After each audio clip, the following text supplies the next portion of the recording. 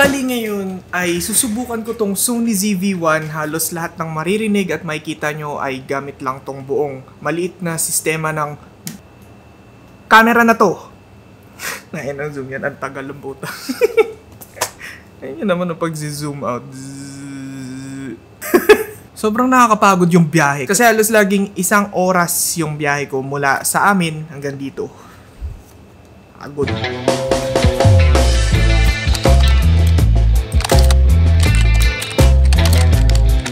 Ngayon nga pala ay 7:25 AM. Kadalasan talaga pag ganitong oras, tinatry kong tapusin yung mga i-draft.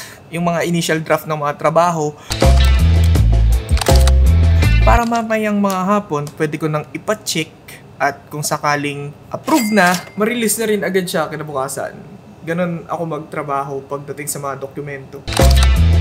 Pero basta hindi ko pinapaabot ng kinabukasan yung trabaho. Para at least kinabukasan, bagong trabaho na naman. Unless maraming revisions, maraming check, maraming kung ano-ano man. Yung mga bagay na di ko na naiintindihan. Kadalasan, pag umaga, lalo na kapag alam kong mabigat yung mga trabahong kakaharapin ko sa araw, nag-aalmusal ako.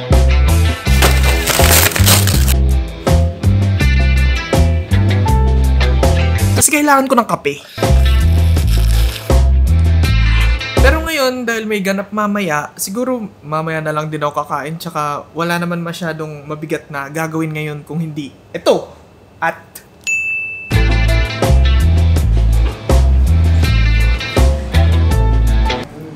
ginagawa ako. At dahil syempre dapat ito yung gagamitin ko, dito na rin ako magvo-voice over. Gamit ko yung Rode Video Micro bilang external microphone.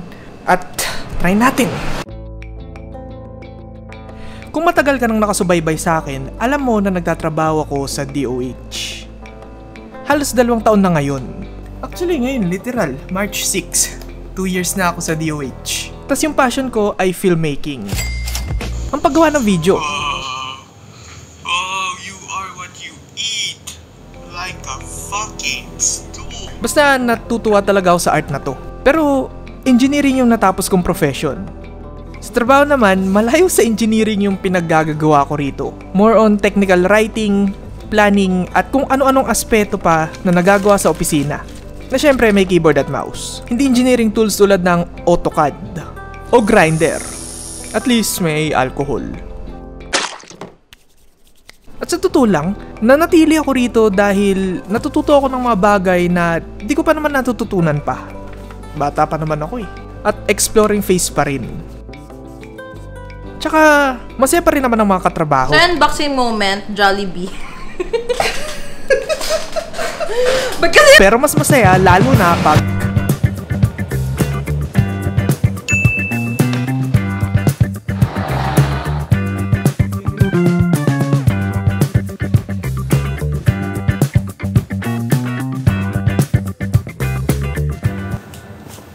mabilis malobat yung battery niya eh. Hindi ko alam bakit.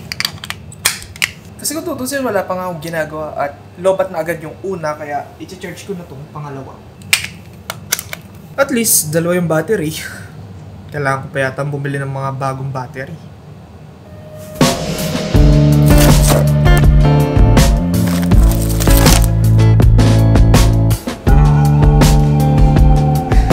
Bali, papasabay na lang ako ng pabili sa lunch kasi nagpapasting ko kasama ko eh. Hindi ko siya maaayan lumabas eh.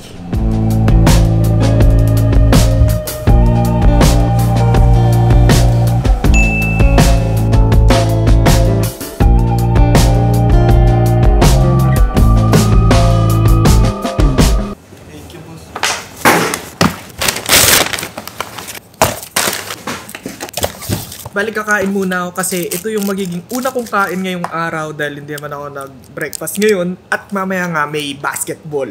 Kaya ginit na ako na lang yung kain at least. Distributed yung pagkain. Ay, yung isa nga nagpa-fasting. Ano boy, kinain mo na yung ice cream? Wala pa, puta na, nakalimutan ko na naman. Puta na. Nakalimutan. Tunaw na yun boy. Hindi, nandun sa...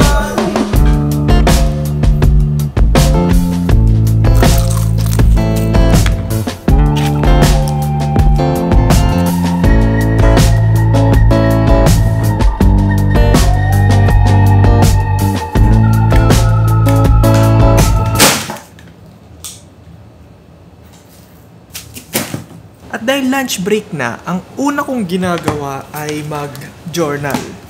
Kasi syempre, devotion, para lalo pang lumago yung relationship ko sa Diyos.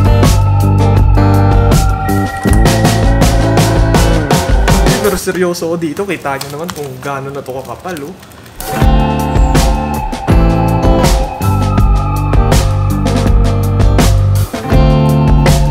Tuloy-tuloy yung aking pag-journal o devotion simula nung December. At proud ako dito. Lord.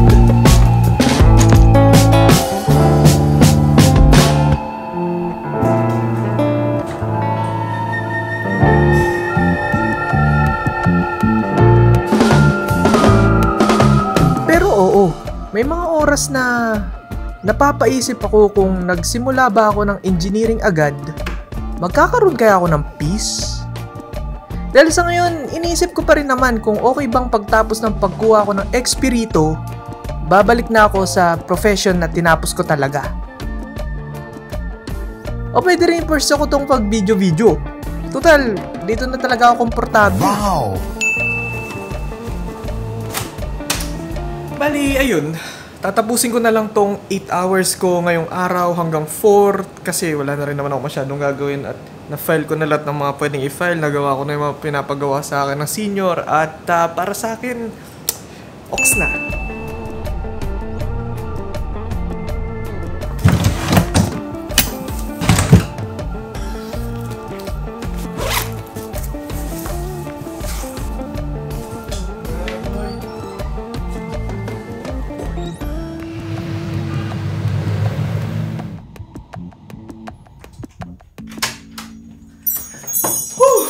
Kapagod. Bali, 5:38. Mamayang mga 7 yung basketball kasi yun yung nabook namin 7 hanggang 10. Che-charge ko lang to. Tapos, maliligo ako ng mabilisan. Tapos, alis na. Nasty. Yung kinain ko lang kanina, tapos ito. Okay. Di na ako mag-basketballs. Ano tayo pupunta dun, Jarms? Bicycle. Try mo to. Yeah. Sa ano? Pwede. Alin? Dumiretso na dun. Pwede.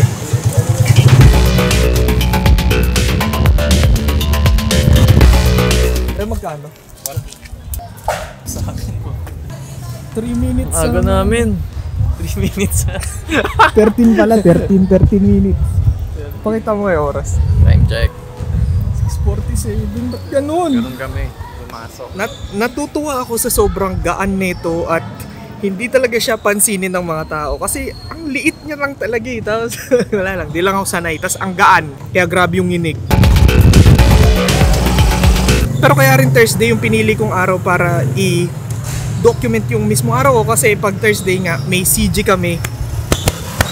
Kumbaga basketball na may konting CG. Tama ba yun, James? Konting CG. Konting CG. CG talaga, amo. Wait lang. Bagong camera ba to? Oh, yan yung bag. Pwede na ano, takbo. Oo nga, ang gaan. Yay!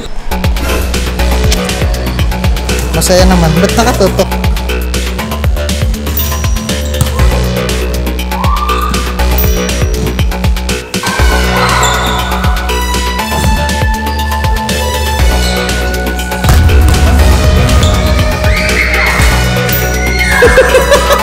Guys, engineer ko pala. Ganyan pa man, kontento naman ako sa mga pangyayari sa buhay ko eh. May mga di pa nauunawaan pero pinagkakatiwala ko na yun sa Diyos. Yung mga bagay na yun. Kung ano rin naman yung gusto niya, yun yung mangyayari. Tsaka, engineer naman ako. Pagkakatiwalaan ko rin sarili ko. Saya-saya ako pa eh.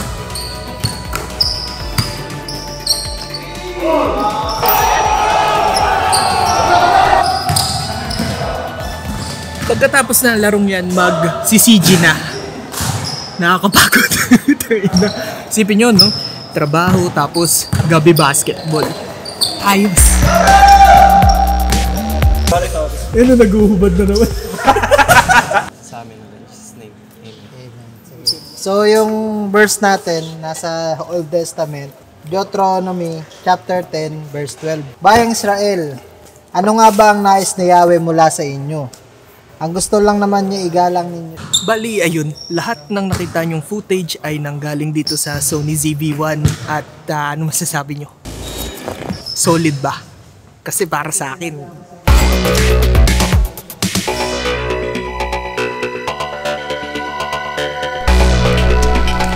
Ano siya? Tapos pa-box lang yan, pag bubuin. Ay!